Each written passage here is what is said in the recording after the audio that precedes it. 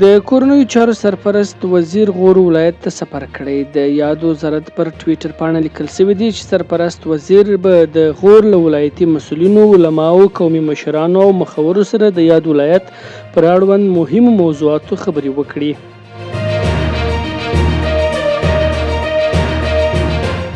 بهرنیو چارو وزارت د روسیې د یکاترینبورګ ښار د پوهنتونونو د نړیوالو لوبو فدراسیون په پرانیست غونډه کې په یاد پوهنتون کې د افغانستان سفارت د مستشار ګډون خبر ورکړی دی.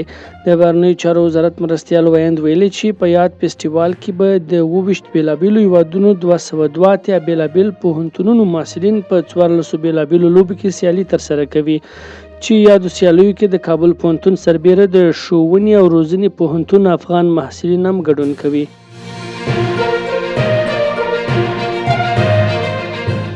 ملګرو ملتونو په افغانستان کې د ښځینه متشبثینو ستاینه کړې او وایي چې په ویاړ سره په ټول هیواد کې د دغو تکړه میرمنو ملاتړ کوي.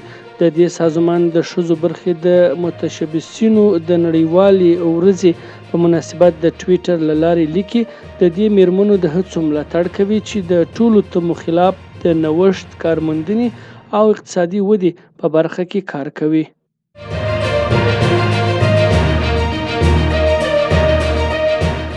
د اسلامي امارت ویاند ذبیح الله مجاهد په هیواد کې د صنعت او سوداګرۍ د پراختیا په برخه کې د اسلامي امارت د مشر مولوي هیبت الله اخندزاده نوی فرمان خپور کړی دی. په دغه فرمان کې په مرکز او ولایتونو کې د اسلامي امارت د ټولو وزارتونو او ادارو چارواکو ته حکم شوی چې په بندرونو او ترانزیټي برخو او لویو لارو کې اړینې اسانتیاوې رامنځته کړي او د دې سربیره له کورنیو تولیداتو استفاده او د خصوصي سکتور له فعالانو سره د هیواد د نافذه قوانینو په رڼا کې نیک چلند وکړي.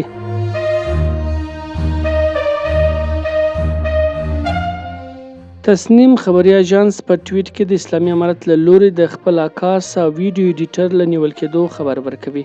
دغه خبري اژانس ویلي چې محمد حسین ولایتي په روانه اونۍ کې هغه مهال د کابل په هوایي ډګر کې له کوم مشخص دلیل پرته ونیول سو چې ایران ته د تګ تکل درلود. دغه خبري اژانس له اسلامي امارت غوښتي چې خبريالي ژر تر ژره آزاد کړي. بل خوا اسلامي امارت تر اوسه په دې هکله څه نه دي ویلي.